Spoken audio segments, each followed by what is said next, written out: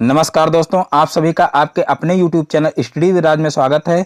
दोस्तों, आज के इस वीडियो में मैं राजन की सीरीज के बहुविकल्पीय प्रश्नों का मॉक टेस्ट कराऊंगा। तो इसके लिए मेरे वीडियो को इन तक देखिए और यदि वीडियो पसंद आए तो वीडियो को लाइक करें और ये चैनल पर नए हैं तो चैनल को सब्सक्राइब करें। देखिए, इससे पहले के जो 25 क्वेश्चन हैं उनका मैं ऑलरेडी मॉक टेस्ट करा चुका हूँ। तो जो लोग अभी तक मेरा वीडियो न देखे हों तो वीडियो के नीचे डिस्क्रिप्शन में DLED थर्ड सेमेस्टर गणित के प्लेलिस्ट का लिंक दिया हुआ है, तो वहां से आप लोग मेरा वो वीडियो भी देख सकते हैं। और साथ ही में यदि मेरा ये वीडियो पसंद आए तो वीडियो को लाइक करें और इस चैनल पर नए हैं तो चैनल को सब्सक्राइब करें। तो चलिए देखते हैं आज का पहला क्वेश्चन। तो देखिए, पहला क्वेश्चन है, आंकड़ों के विवेचन का अर्थ है। आंकड़ों के विवेचन का अर्थ है। तो देखिए, यहाँ पर पहला ऑप्शन दिया हुआ है सार्डियन, दूसरा ऑप्शन दिया हुआ है वर्गीकरण, तीसरा ऑप्शन दिया हुआ है आंकड़ों का संग्रहण और चौथा ऑप्शन दिया हुआ है ये सभी। तो फटाफट आप लोग इसका सही आंसर दीजिए।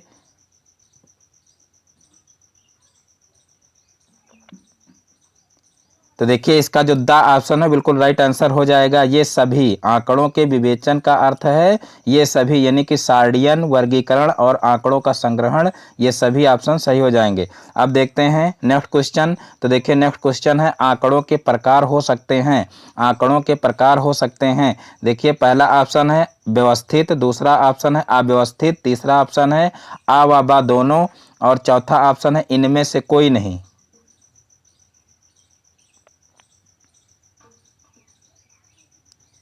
तो देखिए, इसका जो सा ऑप्शन है बिल्कुल राइट आंसर हो जाएगा, आ व बा दोनों, क्योंकि आंकड़ों के जो प्रकार होते हैं वो व्यवस्थित और अव्यवस्थित दोनों होते हैं। तो इसका जो सा ऑप्शन है वो बिल्कुल राइट आंसर हो जाएगा। अब देखते हैं नेक्स्ट क्वेश्चन। तो देखिए, नेक्स्ट क्वेश्चन है 2, 5, 8 का समांतर माध्य है। 2, 5, 8 का समांतर माध्य है। तो देखिए, पहला ऑप्शन है 4, दूसरा ऑप्शन है 5, तीसरा ऑप्शन है 6 और चौथा ऑप्शन है 8।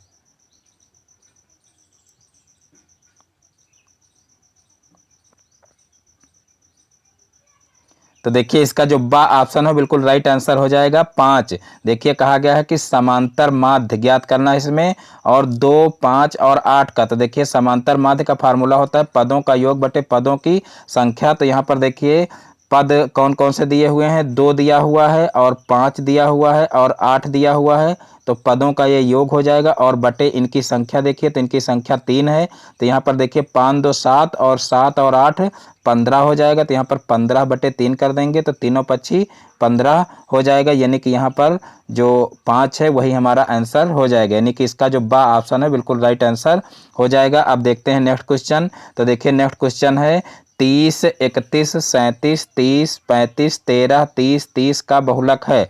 तो देखिए, इसका पहला ऑप्शन है 37, दूसरा ऑप्शन है 35, तीसरा ऑप्शन है 30 और चौथा ऑप्शन है 13।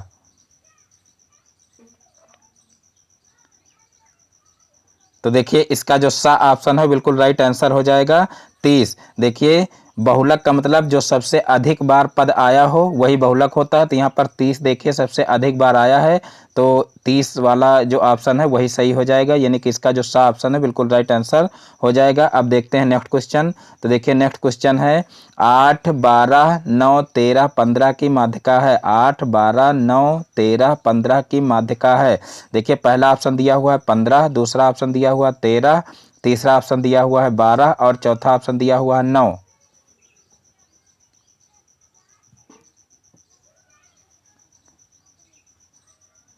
तो देखिए, इसका जो सा ऑप्शन है वो बिल्कुल राइट आंसर हो जाएगा 12। देखिए, 8, 12, 9, 13 और 15 की माध्यिका कहा गया है।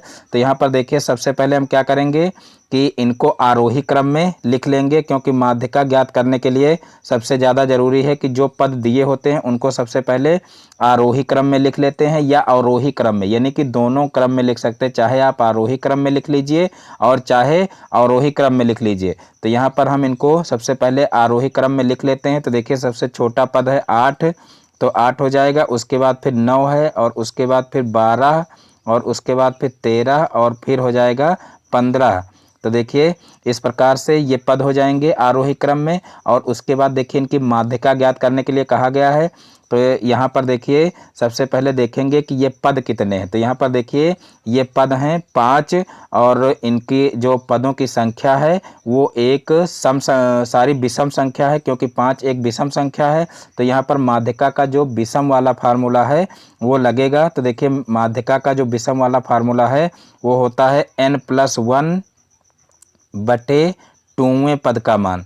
तो यहाँ पर देखिए n+1 बटे 2वें पद का मान, यानी कि यहाँ पर n हो जाएगा 5, क्योंकि जो पद दिए हुए हैं वो 5 हैं। तो यहाँ पर 5+1 हो जाएगा और बटे में हो जाएगा 2। तो यहाँ पर देखिए 6/2 हो जाएगा।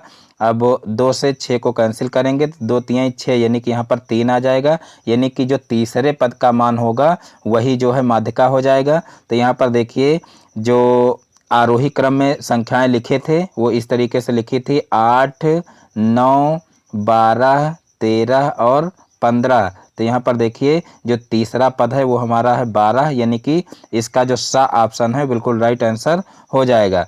अब देखते हैं नेक्स्ट क्वेश्चन। तो देखिए नेक्स्ट क्वेश्चन है 5⁶ बराबर देखिए 15,625 का लघुगणकीय रूप है। ये क्वेश्चन देख लीजिए 2016 में पूछा भी गया है, इंपॉर्टेंट क्वेश्चन है। तो देखिए इसका पहला ऑप्शन है log 15,625 और बेस में दिया हुआ है 5 और फिर जो है बराबर में 6 है। फिर दूसरा ऑप्शन है log 15,625 बेस में 6 है, बराबर में 5 दिया हुआ है।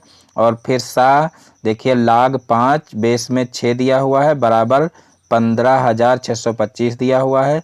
फिर log 6 और बेस में 5 दिया हुआ है, बराबर 15,625 दिया हुआ है। तो फटाफट इसका आप लोग सही आंसर दीजिए।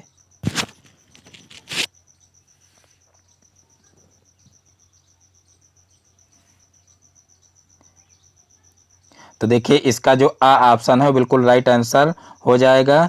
log 15,625 और बेस में 5 रहेगा और जो है बराबर में हो जाएगा 6। देखिए यहाँ पर क्या करते हैं कि जो बेस में जो संख्या है पहले से, यानी कि यहाँ पर देखिए बेस में 5 है और पावर में 6 है, तो बेस में वही संख्या रखते हैं। तो यहाँ पर देखिए log और फिर बेस में 5 रखेंगे और जो ये वाली संख्या है ये आगे आ जाती है और जो ये 6 है ये पीछे चला जाता है। तो इस प्रकार से इसका जो आ ऑप्शन है वो बिल्कुल राइट आंसर हो जाएगा। अब देखते हैं नेक्स्ट क्वेश्चन। तो देखिए नेक्स्ट क्वेश्चन है 32 नंबर। देखिए x⁻6 भागे x⁻7 का मान होगा।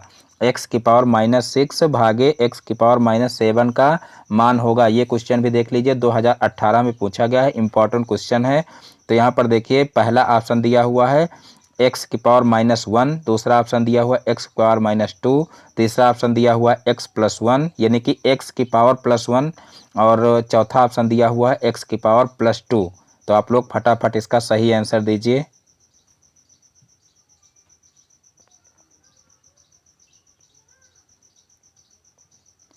तो देखिए इसका जो सा ऑप्शन है बिल्कुल राइट आंसर हो जाएगा x⁻+1, क्योंकि देखिए गुणा में घातें जुड़ जाती हैं, यानी कि जब बेस जो है वो समान हो, आधार समान हो, तो गुणा में घातें जुड़ जाती हैं और भाग में घातें घट जाती हैं। तो यहाँ पर देखिए भाग में ये पद दिए हुए हैं, तो यहाँ पर देखिए ये घातें जो है वो आपस में घट जाएंगे। तो यहाँ पर हो जाएगा x⁻6 देखिए दिया हुआ है और फिर जो है दूसरे जो x है उसकी पावर -7 दिया हुआ, तो ये घट जाएगा, तो माइनस यहाँ पर हो जाएगा -7 और फिर जो है x की पावर -6 हो जाएगा और फिर ये माइनस माइनस का गुणा होगा तो प्लस का 7 हो जाएगा। अब देखिए 7 में से 6 को घटा लेंगे तो x की पावर +1 आ जाएगा। तो इस प्रकार से इसका जो सा ऑप्शन है वो बिल्कुल राइट आंसर हो जाएगा। अब देखते हैं नेक्स्ट क्वेश्चन। तो देखिए नेक्स्ट क्वेश्चन है x⁻2 - 4 बटे x+2 का होल स्क्वायर का न्यूनतम रूप होगा, यानी कि x² - 4 बटे x+2 का होल स्क्वायर का न्यूनतम रूप होगा। ये क्वेश्चन भी देख लीजिए 2018 में पूछा गया है, इंपॉर्टेंट क्वेश्चन है। तो फटाफट इसका आप लोग सही आंसर दीजिए। देखिए पहला ऑप्शन दिया हुआ है x+2 अपान x-2 और फिर दूसरा ऑप्शन दिया हुआ है x-2 अपान x+2 और फिर तीसरा ऑप्शन दिया हुआ है x-1 अपान x+2 और चौथा ऑप्शन दिया हुआ है x+2 अपान x-1।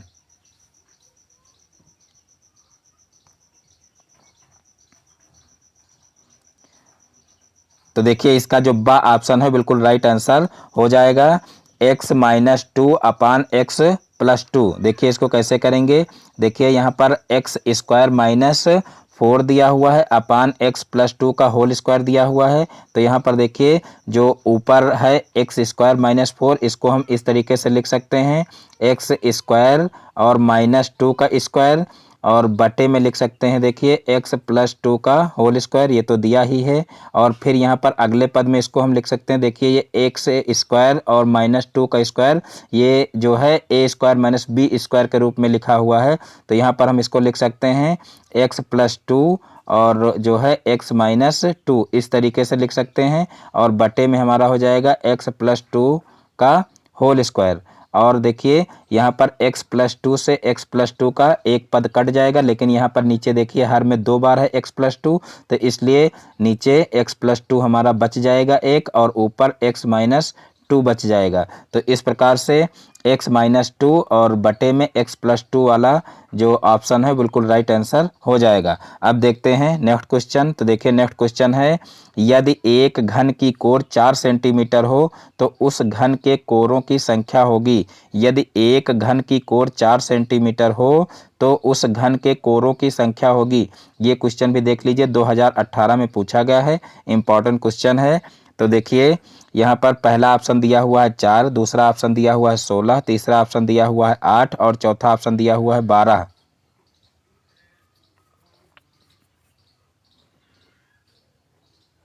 तो देखिए इसका जो द ऑप्शन है बिल्कुल राइट आंसर हो जाएगा 12।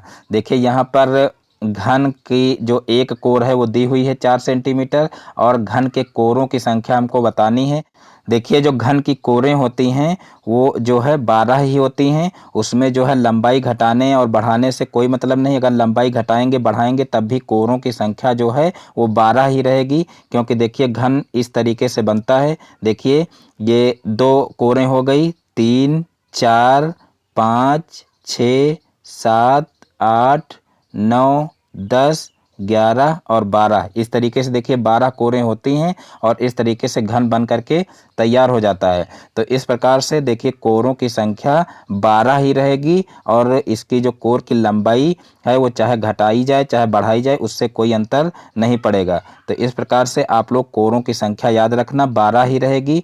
और जो है देखिए इसमें शीर्ष कितने होते हैं, तो शीर्ष इसमें 8 होते हैं। घन में, घन हो चाहे घनाभ हो, शीर्ष 8 होते हैं, और जो कोरें होती हैं वो घन और घनाभ में 12 होती हैं, और जो फलक होते हैं वो 6 होते हैं। ये आप लोग याद रखना। अब देखते हैं नेक्स्ट क्वेश्चन। तो देखिए नेक्स्ट क्वेश्चन है, देखिए 35 नंबर, लाग 169 और बेस में 13 है का मान होगा। ये क्वेश्चन भी देख लीजिए 2018 में पूछा गया है, इंपॉर्टेंट क्वेश्चन है। तो देखिए इसका पहला ऑप्शन है 13, दूसरा ऑप्शन है 169, तीसरा ऑप्शन है 169/13 और चौथा ऑप्शन है 2। तो आप लोग फटाफट इसका सही आंसर दीजिए।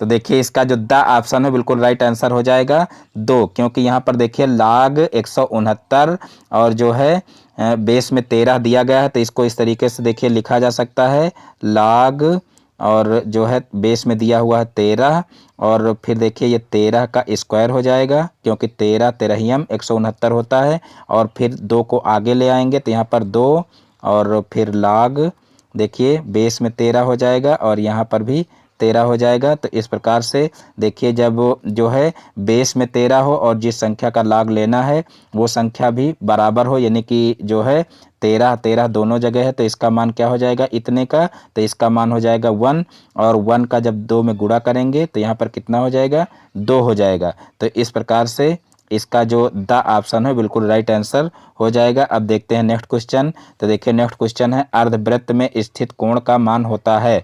अर्धवृत्त में स्थित कोण का मान होता है, ये क्वेश्चन भी देख लीजिए 2018 में पूछा गया है, इंपॉर्टेंट क्वेश्चन है। तो देखिए पहला ऑप्शन है 45 डिग्री, दूसरा ऑप्शन है 60 डिग्री, तीसरा ऑप्शन है 90 डिग्री और चौथा ऑप्शन है 120 डिग्री।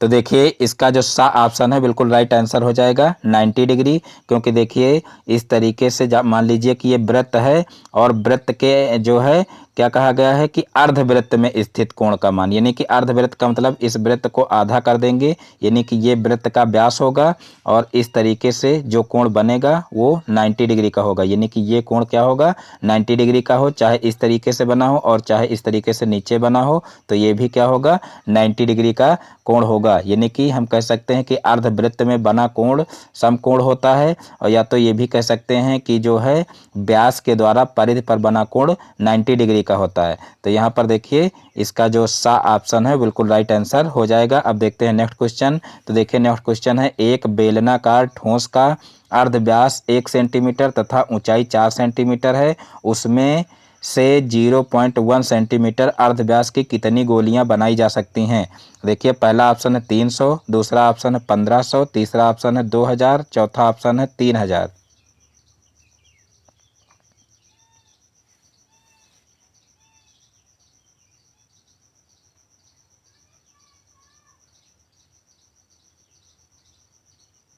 तो देखिए इसका जो द ऑप्शन है वो बिल्कुल राइट आंसर हो जाएगा 3000। देखिए इसका सॉल्यूशन थोड़ा सा लंबा है तो आप लोग इसको खुद सॉल्व कर लीजिए।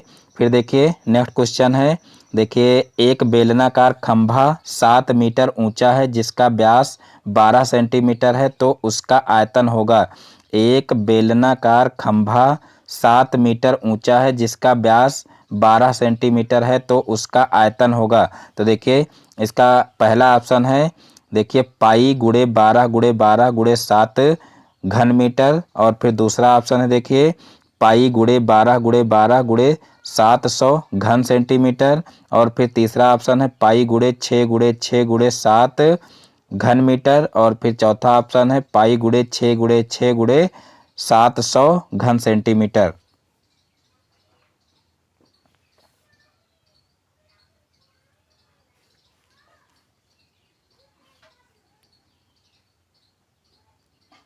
तो यहाँ पर देखिए इसका जो द ऑप्शन है बिल्कुल राइट आंसर हो जाएगा पाई गुणे 6 गुणे 6 गुणे 700 घन सेंटीमीटर, क्योंकि देखिए बेलन का आयतन होता है पाई आर स्क्वायर एच। तो इस तरीके से यहाँ पर देखिए पाई दिया हुआ है और आर स्क्वायर का मतलब यहाँ पर देखिए जो व्यास है वो दिया हुआ है 12, तो जो त्रिज्या होगी त्रिज्या क्या हो जाएगी तो वो 6 हो जाएगी। तो यहाँ पर देखिए आर स्क्वायर यहाँ पर दिया हुआ है तो यहाँ पर 6 गुणे 6 2 बार हो जाएगा, और फिर एच दिया हुआ है तो देखिए ऊंचाई दी हुई है 7 मीटर, तो यहाँ पर 7 मीटर को हम जो है सेंटीमीटर में चेंज कर लेंगे क्योंकि यहाँ पर जो त्रिज्या है वो सेंटीमीटर में है। तो इस प्रकार से इसको जो है सेंटीमीटर में चेंज कर लेंगे तो 7 मीटर में 700 सेंटीमीटर हो जाएंगे, तो यहाँ पर गुणे में जो है 700 हो जाएगा। तो इस प्रकार से इसका जो द ऑप्शन है वो बिल्कुल राइट आंसर हो जाएगा। अब देखते हैं नेक्स्ट क्वेश्चन। तो देखिए नेक्स्ट क्वेश्चन है, एक घन की भुजा 1 सेंटीमीटर है, इस प्रकार के दो घनों को मिलाकर बनी आकृति का संपूर्ण क्षेत्रफल होगा। एक घन की भुजा 1 सेंटीमीटर है, इस प्रकार के दो घनों को मिलाकर के बनी आकृति का संपूर्ण क्षेत्रफल होगा। यहाँ पर देखिए पहला ऑप्शन है 2, फिर 1 + 1 + 2 वर्ग सेंटीमीटर, फिर देखिए दूसरा ऑप्शन दिया हुआ है 2 और 1 + 1 + 1 वर्ग सेंटीमीटर, फिर तीसरा ऑप्शन दिया हुआ 2 2 + 1 + 2 वर्ग सेंटीमीटर, फिर चौथा ऑप्शन दिया हुआ 2 1 + 2 + 2 वर्ग सेंटीमीटर।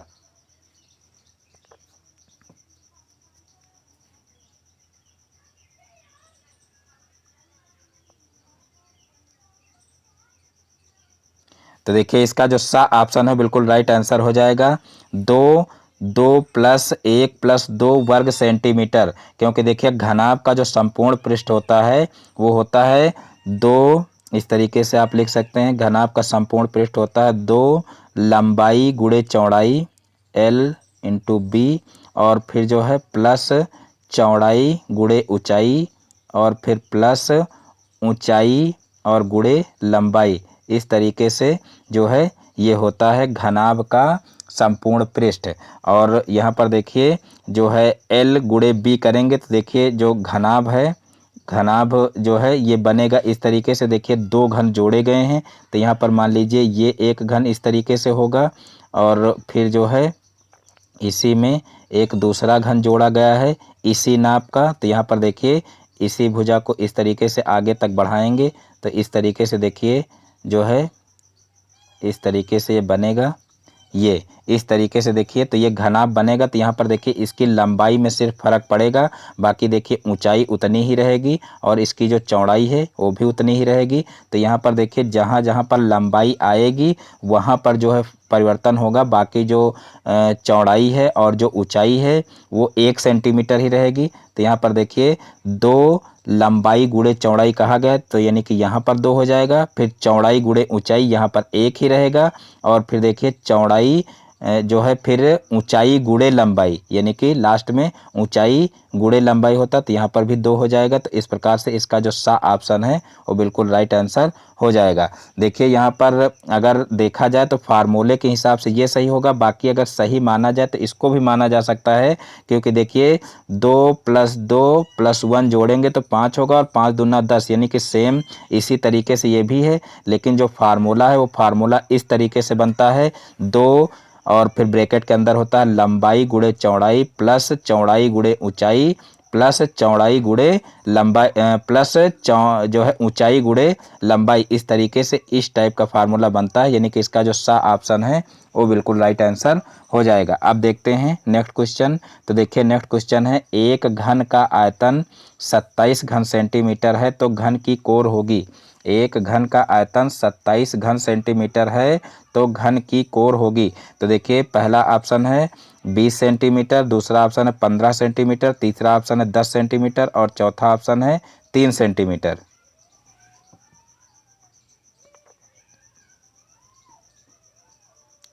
तो देखिए इसका जो द ऑप्शन है बिल्कुल राइट आंसर हो जाएगा 3 सेंटीमीटर। देखिए यहाँ पर घन का आयतन दिया हुआ है और घन की कोर ज्ञात करना है। तो देखिए घन के आयतन का फार्मूला क्या होता है, तो देखिए घन के आयतन का फार्मूला होता है, देखिए भुजा क्यूब। इस तरीके से घन के आयतन का फार्मूला होता है भुजा क्यूब। तो यहाँ पर देखिए हमको भुजा निकालना है और आयतन दिया हुआ है, तो आयतन की जगह पर 27 हो जाएगा और यहाँ पर रहेगा देखिए भुजा क्यूब। और जब यहाँ पर हमको भुजा निकालना होगा तो यहाँ पर क्या करेंगे, देखिए यहाँ पर हम 27 का जो है घनमूल निकाल लेंगे, क्योंकि यहाँ पर देखिए क्यूब है। तो यहाँ पर देखिए जो है ये क्यूब हटाएंगे तो उधर जो है रूट लग जाएगा और कर्ण की घात 3 हो जाएगी, यानी कि हमको 27 का घनमूल निकालना है। तो 27 का घनमूल निकालेंगे तो देखिए 27 का घनमूल 3 होता है। तो इस प्रकार से भुजा हमारी 3 आ जाएगी। और जब भुजा आ जाएगी 3 तो हमको देखिए निकालना क्या है, निकालना हमको घन की कोर ही है। तो यहाँ पर देखिए जो है इसका जो द ऑप्शन है वो बिल्कुल राइट आंसर हो जाएगा। अब देखते हैं नेक्स्ट क्वेश्चन। तो देखिए नेक्स्ट क्वेश्चन है, घन का विकर्ण 4√3 सेंटीमीटर है तो आयतन है। घन का विकर्ण 4√3 सेंटीमीटर है तो आयतन है। तो यहाँ पर देखिए जो है पहला ऑप्शन दिया हुआ है 96 घन सेंटीमीटर, दूसरा ऑप्शन दिया हुआ है 64 घन सेंटीमीटर और तीसरा ऑप्शन दिया हुआ है 48 घन सेंटीमीटर और चौथा ऑप्शन दिया हुआ है 12 घन सेंटीमीटर।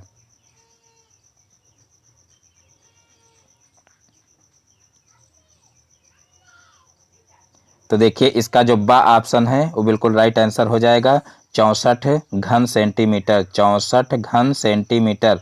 तो यहाँ पर देखिए जो है घन का विकर्ण दिया गया है और आयतन हमको ज्ञात करना था घन का। तो यहाँ पर देखिए घन के विकर्ण का फार्मूला होता है भुजा √3। तो यहाँ पर देखिए भुजा √3 जो है घन के विकर्ण का फार्मूला होता है, यानी कि यहाँ से हमको भुजा पता चल जाएगी कि भुजा 4 होगी। और जो है घन के आयतन का फार्मूला होता है भुजा क्यूब। तो यहाँ पर देखिए 4 का क्यूब कर देंगे, तो 4 का क्यूब करेंगे तो 4 चौक 16 और 16 चौको 64। तो इस प्रकार से हमारा जो बा ऑप्शन है बिल्कुल राइट आंसर हो जाएगा। अब देखते हैं नेक्स्ट क्वेश्चन। तो देखिए नेक्स्ट क्वेश्चन है, एक घनाकार संदूक की कोर 2a सेंटीमीटर है तो उसका पृष्ठ है। देखिए पहला ऑप्शन दिया हुआ है 24a² वर्ग सेंटीमीटर, दूसरा ऑप्शन दिया हुआ है 8a² वर्ग सेंटीमीटर, तीसरा ऑप्शन दिया हुआ है 6a² वर्ग सेंटीमीटर और चौथा ऑप्शन दिया हुआ है 4a² वर्ग सेंटीमीटर।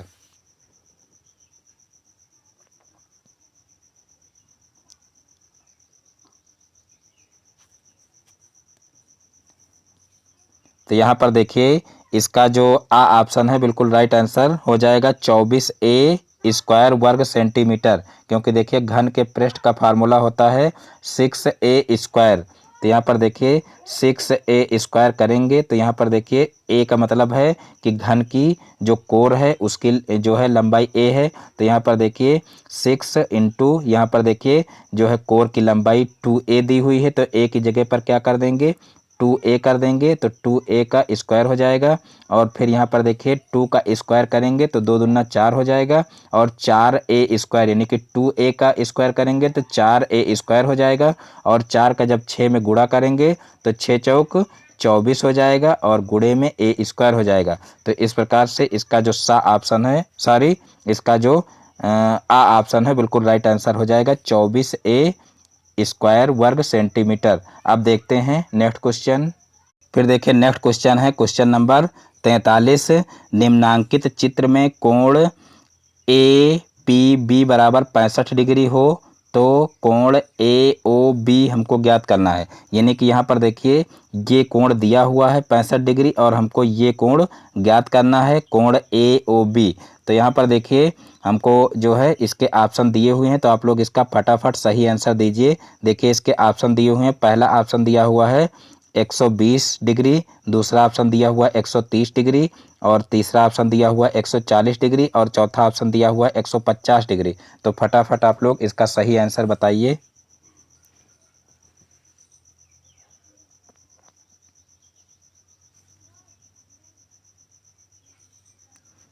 तो देखिए इसका जो बा ऑप्शन है बिल्कुल राइट आंसर हो जाएगा 130 डिग्री। देखिए यहाँ पर ये कोण जो है ये परिधि पर बन रहा है, और ये कोण जो है ये केंद्र पर बन रहा है, और ये एक जीवा है। तो देखिए एक परिमेय आप लोगों को हम बेसिक वाले जो है वीडियो में बताए थे कि एक ही जीवा द्वारा वृत्त के केंद्र पर बना कोण परिधि पर बने कोण का 2 गुना होता है। तो यहाँ पर देखिए एक ही जीवा द्वारा ये दोनों कोण बन रहे हैं, तो यहाँ पर जो केंद्र पर बना कोण होगा वो परिधि पर बने कोण का 2 गुना होगा। तो यहाँ पर देखिए ये केंद्र वाला कोण है और ये परिधि वाला कोण है, तो 65 का 2 गुना करेंगे तो यहाँ पर 130 डिग्री हो जाएगा। तो इस प्रकार से इसका जो बा ऑप्शन है बिल्कुल राइट आंसर हो जाएगा। अब देखते हैं नेक्स्ट क्वेश्चन। तो देखिए नेक्स्ट क्वेश्चन है, चित्र में ओ वृत्त का केंद्र है और कोण ए ओ बी बराबर 80 डिग्री, तो कोण ए डी बी की माप होगी। ये क्वेश्चन भी देख लीजिए 2016 में पूछा गया है, इंपॉर्टेंट क्वेश्चन है। देखिए इस टाइप का क्वेश्चन बहुत पूछा जाता है, तो इसलिए इसको आप लोग अच्छे से समझ लेना। देखिए चित्र में ओ जो है वो वृत्त का केंद्र है, और कोण ए ओ बी बराबर जो है 80 डिग्री दिया हुआ है, तो कोण ए डी बी की माप होगी। तो यहाँ पर देखिए ये BTC 2016 में पूछा गया है, और देखिए यहाँ पर जो है ये कोण दिया हुआ है और ये इस कोण की हमको माप ज्ञात करनी है। तो यहाँ पर देखिए इसके ऑप्शन दिए हुए हैं, 40 डिग्री पहला ऑप्शन है, दूसरा ऑप्शन है 80 डिग्री, तीसरा ऑप्शन है 100 डिग्री, और चौथा ऑप्शन दिया हुआ है 140 डिग्री। तो फटाफट इसका आप लोग सही आंसर दीजिए।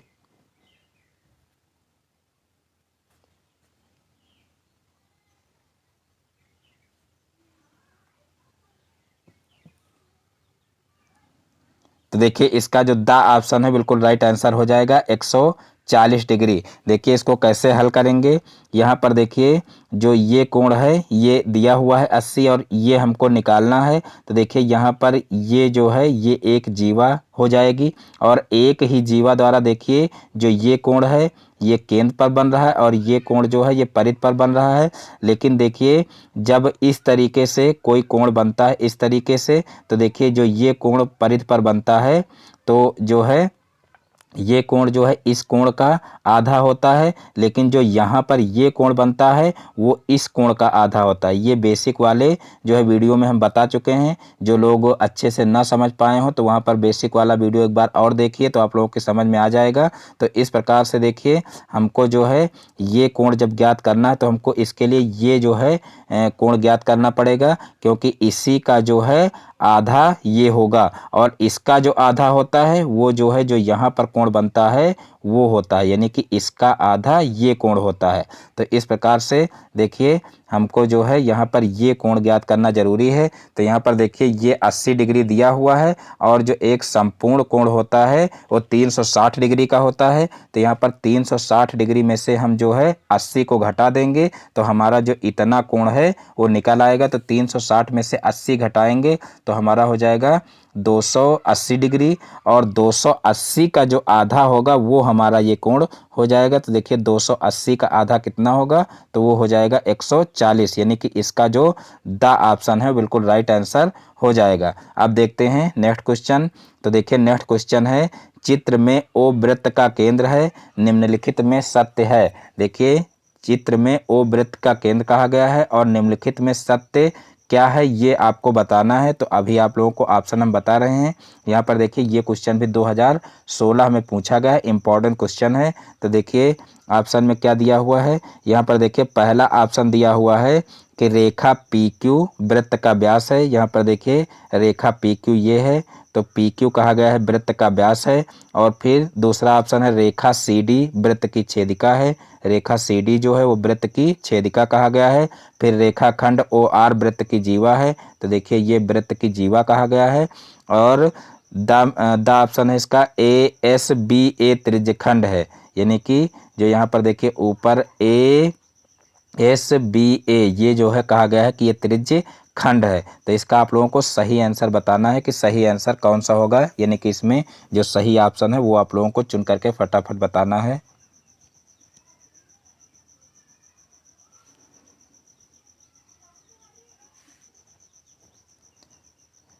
तो देखिए इसका जो बा ऑप्शन है बिल्कुल राइट आंसर हो जाएगा। रेखा सी डी जो है वो वृत्त की छेदिका है। तो देखिए रेखा जो सी डी है ये वृत्त की छेदिका है। देखिए जो है इस वृत्त के बाहर इधर भी निकली हुई है और इधर भी निकली हुई, तो क्या है ये रेखा सी डी जो है वो वृत्त की क्या है, छेदिका है। और बाकी ऑप्शन इसके गलत हैं, क्योंकि यहाँ पर देखिए रेखा पी क्यू को जो है वृत्त का व्यास कहा गया है, जबकि यहाँ पर रेखा पी क्यू जो है वो क्या है, वृत्त की स्पर्श रेखा है। और फिर रेखा खंड ओ आर वृत्त की जीवा कहा गया है। तो देखिए ओ आर जो है वो वृत्त की त्रिज्या है, जीवा नहीं है ये। और फिर जो है देखिए कहा गया है रेखा जो है सॉरी ए एस बी ए त्रिज्यखंड है कहा गया है, ए एस बी ए त्रिज्यखंड है कहा गया है। तो देखिए ए एस बी ए यानी कि जो ये भाग है इसको कहा गया है कि ये त्रिज्यखंड है। तो देखिए त्रिज्यखंड नहीं, ये वृत्तखंड है। त्रिज्यखंड किसको कहते हैं, जैसे इस तरीके से मान लीजिए दो वृत्त की त्रिज्याएं हों तो इनसे जो घिरा भाग होगा इसको जो है त्रिज्यखंड कहते हैं।